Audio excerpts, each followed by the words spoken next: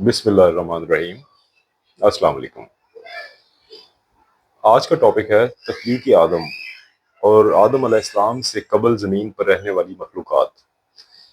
آج کا ٹاپک ایک حساس موضوع پر مشتمل ہے، ایک ایسا ٹاپک جس نے گزشتہ 150 سے 200 سالوں میں بہت ہی ابہام پیدا کی ہیں، لیکن زیادہ تر اس موضوع پر لوگوں نے کھل کر بات نہیں کی جاتی۔ ہم اس کو 2 ایپیسوڈز میں ڈسکس کریں گے انشاءاللہ، اور پہلا ایپیسوڈ اس موضوع کی سینسٹیوٹی، حساسیت اور امپورٹنس پر مبنی ہوگا، اور اس حصے میں کئی سوالات بھی ہمارے مائنڈ میں پیدا ہوں گے، مگر ٹائم کے ساتھ ساتھ اور اسپیسیفکلی اس کے سیکنڈ پارٹ کے اندر ان تمام کوسچن سے ریلیونٹ جو بھی آنسرز ہوں گے وہ ایک ایک کر کے ہم ان سے آگاہی حاصل کر لیں گے۔ دیکھا جائے تو تاریخ میں ہمیں فاسلز ایک لمبے عرصے سے ملتے چلے آ رہے ہیں، اور فاسلز ان ہڈیوں کو کہتے ہیں جو لاکھوں سالوں سے زمین میں دبی ہوئی ہیں۔ یہ فاسلز کبھی تو ڈائناسورز جیسی مخلوق کے ہوتے ہیں، اور کبھی ان جانوروں کے جو بالکل معدوم ہو چکے ہیں۔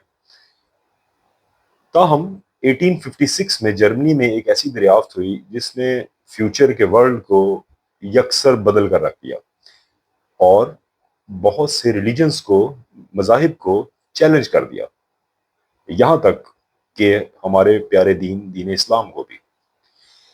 یہ دریافت دراصل ایک انسان نما کھوپڑی کی تھی۔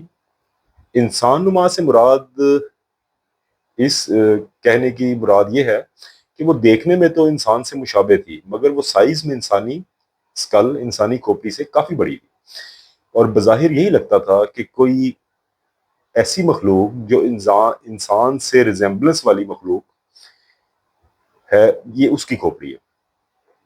اینی ویز، اس کی عمر، اس کی ایج چیک کرنے کے لیے ایک سائنٹیفک طریقہ جس کو کاربن ڈیٹنگ کہا جاتا ہے، اس کو اپنایا گیا، جس سے معلوم ہوا کہ یہ کھوپڑی تو لاکھوں سال پرانی ہے، جو کہ دیکھنے میں انسان سے مشابہ ہے۔ یہاں یہ بات قابل غور ہے کہ اگر سیمپل جس کو کاربن ڈیٹنگ، جس سیمپل کی کاربن ڈیٹنگ مقصود ہو، اگر اس کے اندر کسی قسم کی ملاوٹ ہو جائے، امپیورٹیز اس کے اندر شامل ہو جائیں، تو اس کا رزلٹ بالکل غلط ہو جاتا ہے۔ اس کا اندیشہ رہتا ہے کہ اس کا رزلٹ جو ہے یہ ٹھیک نہیں آئے گا، اور یہ طریقہ بھی اتنا قابل اعتبار نہیں ہے۔ لیکن جو سائنسدانوں کو مزید فاسلز، کھوپڑیاں ملنے شروع ہوئے اور ملتے چلے گئے، وہاں ان کی عمر کو معلوم کرنے کے بھی نئے سے نئے انسٹرومنٹس اور طریقے ایجاد ہوتے گئے۔ مثال کے طور پہ radio carbon dating, thermal dating, electron para magnetic resonance, radio metric dating اور انکریمنٹل ڈیٹنگ وغیرہ شامل ہیں۔ تاہم آج کل کے جدید دور میں ان فاسلز کی عمر کو چیک کرنے کے لیے جدید ترین ٹیکنالوجی، مثلاً ایکسلریٹڈ میس اسپیکٹرومیٹری اور یورینیم تھوریم میتھڈ، یہ شامل ہیں۔ یہ وہ طریقہ جات ہیں جس میں سائنسدان کسی بھی پگمنٹ کو ڈائریکٹ سیمپل کر کے بتا دیتے ہیں کہ فلاں فاسل کتنے ہزار یا کتنے لاکھ سال پرانا ہے۔ یہاں سے ہمیں 2 چیزیں بڑی اہم ہیں جو ہمیں نوٹ کرنی پڑیں گی۔ نمبر 1، کہ ایک ٹائم میں ایک طریقہ، 2 طریقے یا 3 طریقے تو غلط ہو سکتے ہیں اور غلط نتیجے دے سکتے ہیں، مگر تمام طریقے ہی اگر ایک ہی رزلٹ ہمیں پرووائڈ کریں تو ہمیں وہ رزلٹ پہ ٹرسٹ کرنا پڑے گا، اس رزلٹ کو ماننا ہی پڑے گا۔ نمبر 2، کہ 1، 2 یا 3 فاسلز تو فیک ہو سکتے ہیں، اور پاسٹ میں لوگوں نے فیک فاسلز پروڈیوس بھی کیے ہیں، بنائے بھی ہیں، مگر فیک فاسلز کے علاوہ 6500 کے قریب فاسلز کی دریافت ہو چکی ہے جن کے حقیقی ہونے میں کسی قسم کا کوئی شک کسی سائنسدان کو نہیں ہے، اور وہ لاکھوں سال پرانے ہیں۔ اب اس بات نے ایک خوفناک تھیری کو جنم دیا کہ وہ کھوپڑیاں کسی ایسی عجیب و غریب مخلوق کی ہیں جو کہ انسان سے پہلے زمین میں آباد تھی، اور انسان کی بجائے جانوروں کے زیادہ قریب تھی، اور انسان بھی اسی مخلوق کی نسل سے پیدا ہوئے ہیں، اور اسی کو ہم آج تھیوری آف ایوولوشن یا نظریہ ارتقاء کے نام سے جانتے ہیں۔ یہاں ایک کوشچن پیدا ہوتا ہے، وہ کوشچن یہ ہے کہ کیا واقعی انسان اس حیوان نما مخلوق سے پیدا کیے گئے ہیں، اور کیا یہ واقعی سچ ہے؟ اور اگر ایسا واقعی ہوا ہے تو یہ تھیوری واقعی تمام الہامی مذاہب، for instance Jews, Christians, Muslims, ساروں کے ساتھ بہت بری طرح سے متصادم ہوتی ہے۔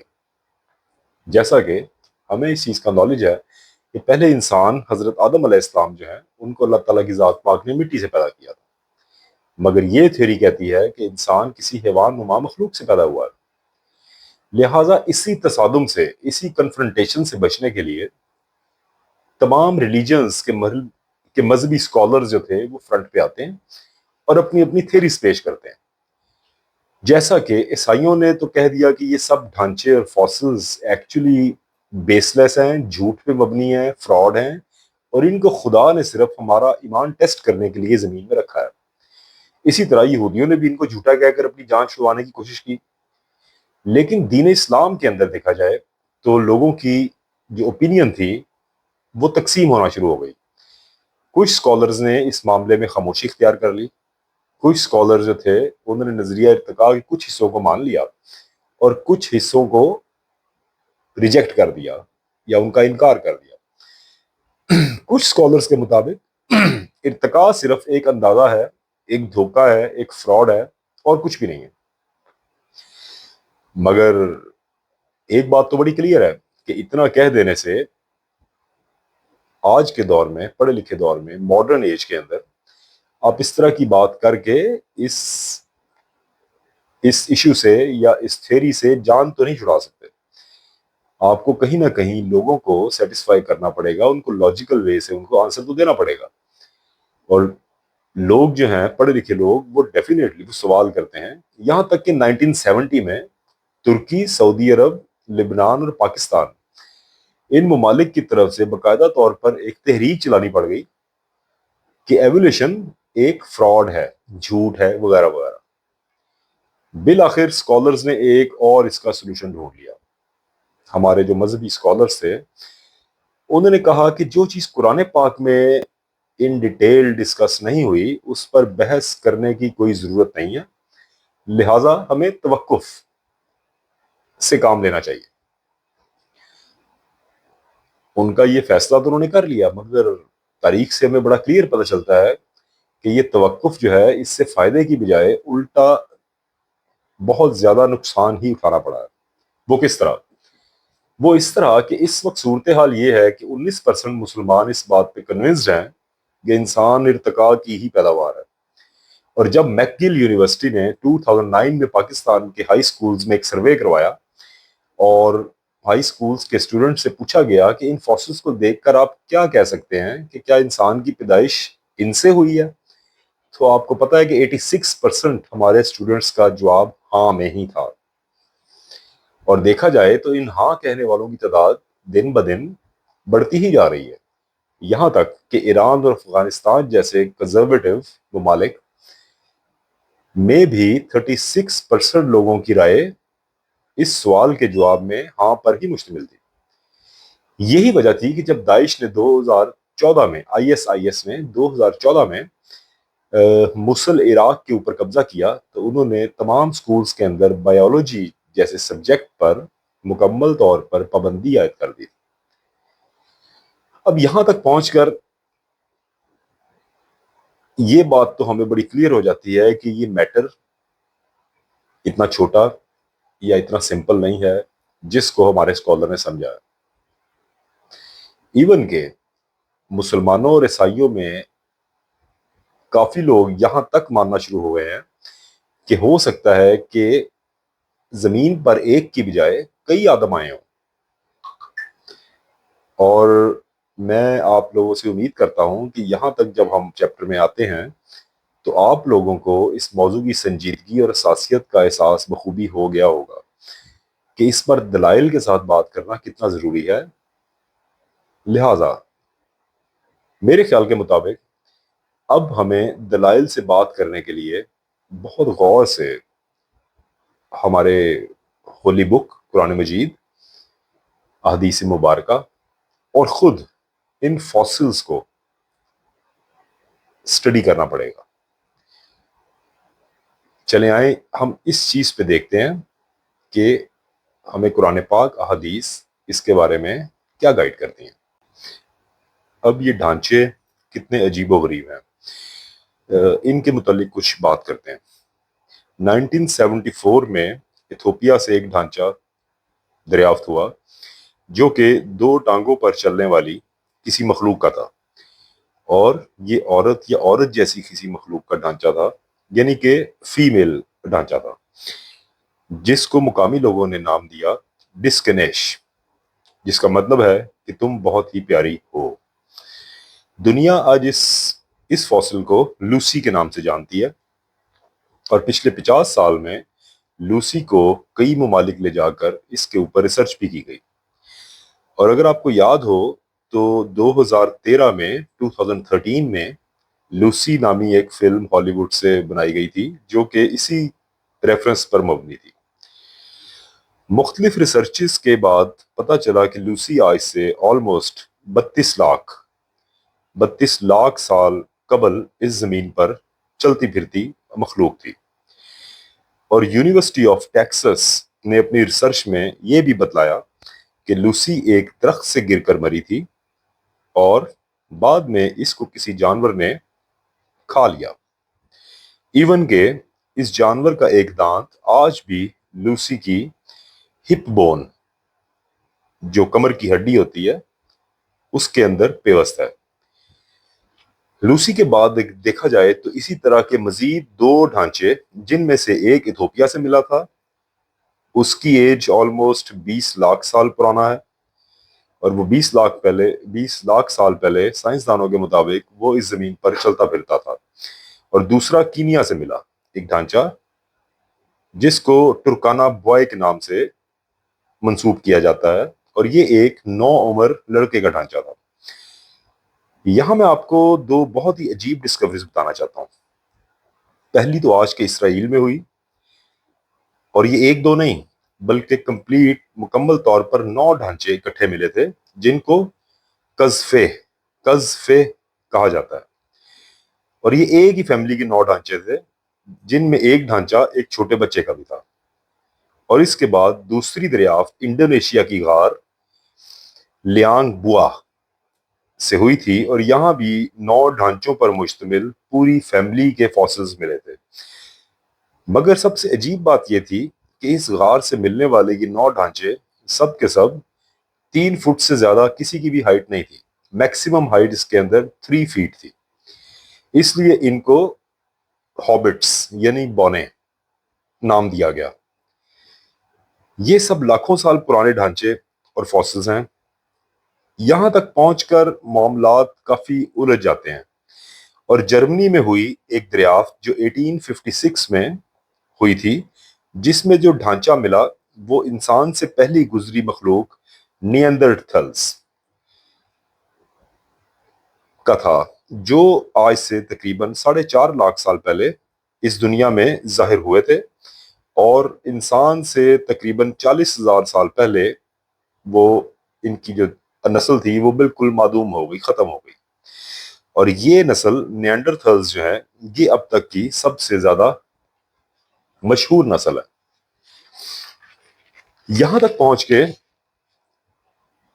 ہم یہ دیکھتے ہیں کہ نیانڈرتھلز جو کہ انسانی سویلائزیشن کے سب سے قریب ترین فاسلز ہیں، ایون کہ آج بھی فلمز وغیرہ بنتی ہیں جن میں سٹون ایج دکھائی جاتی ہے، ان تمام فلموں میں بھی نیانڈرتھلز کی ہی شکل کے مشابہ انہوں نے کریکٹرز بنائے ہوتے ہیں، ایک وحشی وائلڈ جنگلی سی مخلوق۔ اب دیکھیں تو لوسی وغیرہ کے فاسلز تو پرانے ڈھانچے تھے جو کہ جانوروں کے بہت زیادہ قریب تھے۔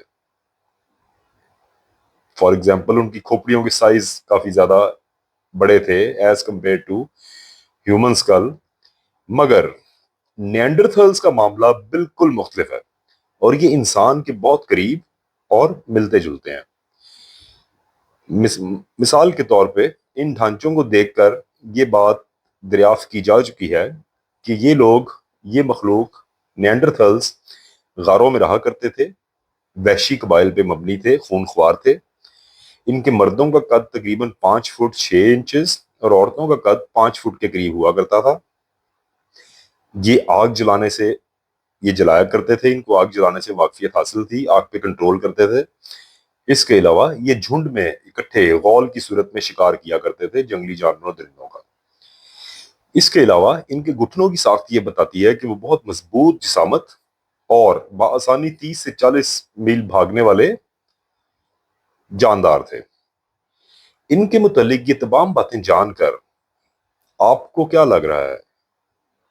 یقیناً یہی کہ ان میں بالکل انسانوں والی خصوصیات پائی جاتی ہیں، اور یہی پہنچ کر محسوس ہوتا ہے کہ انسان واقعی نیانڈرتھل سے پیدا ہوا ہے۔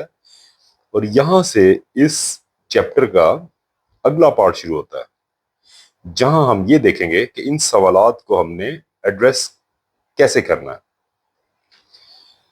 نمبر 1، سب سے پہلے اگر ہم دیکھیں تو نیانڈرتھلز کی غاروں میں چھتوں پر موجود جو غاروں کی روف اندر والی سائڈ سے جو روف ہوتی ہے اس پر موجود مینگنیز ڈائی آکسائڈ کے ملنے سے سائنٹسٹ کو یہ بات بالکل کلیئر ہو گئی کہ یہ لوگ آگ کے استعمال سے ان کو پوری واقفیت حاصل تھی۔ لیکن کیا آگ لگانے اور اس پہ کنٹرول کرنے سے ان کے انسان ہونے کا کوئی ثبوت ہے؟ کیا یہ اس چیز کو ریفلیکٹ کرتا ہے کہ یہ واقعی ہی پری ڈیسیسر تھے اگر یہ آگ کا استعمال جانتے ہیں؟ تو آگ کا استعمال اس زمین پر پچھلے 8 لاکھ سال سے آلموسٹ ہو رہا ہے، اور انسان کے علاوہ بھی کافی کریچرز اللہ تعالیٰ کی ایسی ہیں جو کہ آگ کا استعمال کرتی ہیں۔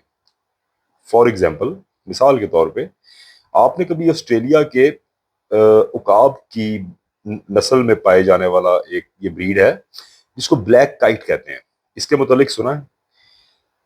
یہ عقاب کی وہ قسم ہے جس کے متعلق لمبے عرصے تک یہ سمجھا جاتا رہا کہ جب بھی جنگل میں آگ لگتی ہے تو بلیک کائٹ آگ کی وجہ سے گھاس میں اڑتے ہوئے کیڑوں کو پکڑنے کے لیے ان کی طرف لپکتا ہے اور ان کا شکار کرتا ہے۔ لیکن اب آ کر یہ پتا چلا ہے کہ ایکچولی یہ فائر آؤٹ بریک، یہ آگ لگاتا ہی بلیک کائٹ ہے۔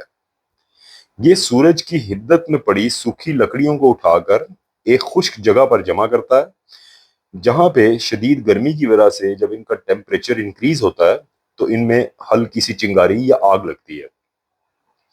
آفٹر ورڈز یہ بلیک کائٹ کیا کرتا ہے کہ یہ وہ لکڑی کے پیسز کو 1 بائی 1 اٹھاتا ہے اور جہاں ڈرائی گراس ہوتی ہے، خشک گھاس، یہ لکڑیاں ایک ایک کر کے اس گراس کے اوپر پھینکتا ہے، جس کی وجہ سے جنگل کے اندر آگ لگ جاتی ہے، اور گھاس میں موجود جو حشرات ہوتے ہیں، کیڑے مکوڑے، وہ آگ کی وجہ سے باہر نکلتے ہیں اور بلیک کائٹ جو ہے وہ ان پہ حملہ کر کے ان کا شکار کر لیتا ہے۔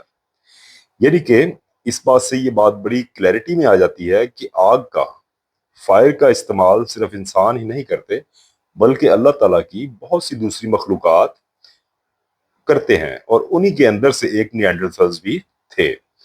اس کا مطلب کلیئر ہے کہ نیانڈرتھلز کا فائر کا یوز کرنا اور اس پہ کنٹرول کرنا، اس بات کے ساتھ اس کا کوئی ریلیشن نہیں ہے کہ وہ انسان کے پریڈیسیسر ہیں۔ سیکنڈلی، جس سے نیانڈرتھلز کا انسان کے پریڈیسیسر ہونے کا گمان ہوتا ہے وہ یہ ہے کہ وہ جڑی بوٹیوں کا استعمال کرتے تھے۔ لیکن کیا ہربل میڈیسنز کا یوز کرنا صرف انسان ہی کے بس میں ہے؟ کیا اللہ تعالیٰ کی باقی مخلوقات ہربل میڈیسنز یا جڑی بوٹیوں کا استعمال نہیں کرتے؟ یہاں یہ سوال پیدا ہوتا ہے۔ اگر ہم اس کو بغور اس چیز کو دیکھیں تو ہمیں پتہ چلتا ہے کہ دوائی دنیا کا ہر جاندار استعمال کرتا ہے۔ مثلاً مکاؤ پیرٹ یہ خاص قسم کی مٹی کھاتے ہیں جس سے ان کے پیٹ میں موجود بیکٹیریا مر جاتے ہیں، اور اس کی اور مثالیں بھی آج کل کے اسپیسیفکلی دور میں بہت زیادہ ہیں۔ مثال کے طور پہ اسپائڈر مونکی اور ایون ایلیفینٹ، افریقن ایلیفینٹ جو ہیں، ان کی جو ہتھنی ہے وہ پریگننسی کے ٹائم پہ ایک اسپیسیفک گراس کھاتی ہے جس سے اس کے ملک کی پروڈکشن جو ہے وہ بڑھ جاتی ہے، حالانکہ نارمل ڈیز کے اندر وہ یہ گراس نہیں کھاتی۔ اٹ مینس کہ اللہ تعالیٰ کی اور بھی کافی مخلوقات ہیں جو ہربل یوز کرتی ہیں، اور ان کو اللہ تعالیٰ نے اس چیز کا شعور دیا ہوا ہے کہ جڑی بوٹیوں سے ان کا علاج ہوتا ہے. اس لیے نینڈرتھلز کا جڑی بوٹیاں یوز کرنا بھی اس چیز کی کوئی نشانی نہیں ہے کہ یہی پریڈیسیسر ہیں انسان کے. یہاں تک یہ بات تو بالکل واضح ہو جاتی ہے کہ نینڈرتھلز انسان سے مختلف اور الگ مخلوق ہیں جو صرف اپنے فطری تقاضوں کو پورا کیا کرتے تھے. مثال کے طور پہ سونا، اٹھنا، کھانا پینا، افزائش نسل وغیرہ. اور اس کے آگے ان کا کوئی پارٹ نہیں تھا سوسائٹی کے اندر. جیسا کہ سورہ شعراء میں اللہ تعالیٰ کی ذات پاک نے فرمایا ہے، سورہ نمبر 26 آیت نمبر 184، کہ اس سے ڈرو جس نے تمہیں تخلیق کیا اور تم سے پہلے کے لوگوں کو بھی. انٹرسٹنگ چیز یہ ہے کہ اس آیت کے اندر عموماً ہمارے اسکالر اور ترجمہ کرنے والے ہیں وہ پہلے کے لوگوں کو گزری ہوئی اقوام کا تصور ہمارے مائنڈ میں دیتے ہیں اس کی ٹرانسلیشن کے اندر. لیکن ان پہلے لوگوں کے لیے جو عربی ورڈ اللہ تعالیٰ نے قرآن پاک میں یوز کیا ہے وہ ہے جبلت اولین. جبلت کہتے ہیں زندگی کی بہت ہی بنیادی شکل کو، اور ایک ایسی مخلوق جس کی ضروریات صرف کھانا پینا، سونا اور افزائش نسل کرنا ہو. جبلت، جس طرح ہم کہتے ہیں کہ انسانی جبلت کے تقاضے ہیں، اور اس جبلت کی زندگی پر نیانڈرتھلز مخلوق جو ہے وہ بالکل پورا اترتی ہے. یعنی کہ نیانڈرتھلز کے اندر صرف اور صرف کھانا پینا، سونا، جاگنا، شکار کرنا اور افزائش نسل، ناٹ مور دین دیٹ. یہ انسان سے انٹائرلی ڈفرنٹ کریچر تھے جو کہ اللہ تعالیٰ کی ذات نے انسان سے پہلے ان کو آبسلیٹ کر دیا، یہ بالکل معدوم ہو گئے. اور انسان کی پیدائش جو ہے وہ اس سے بالکل الگ اور ایک سیپریٹ اللہ تعالیٰ کا شاہکار ہے. یہاں تک پہنچ کے ہم اس چیز کو انڈورس کرتے ہیں کہ آدم علیہ السلام کی تخلیق اللہ تعالیٰ نے بالکل علیحدہ سے، بالکل الگ اور بالکل اثر تقویم پہ کی ہے.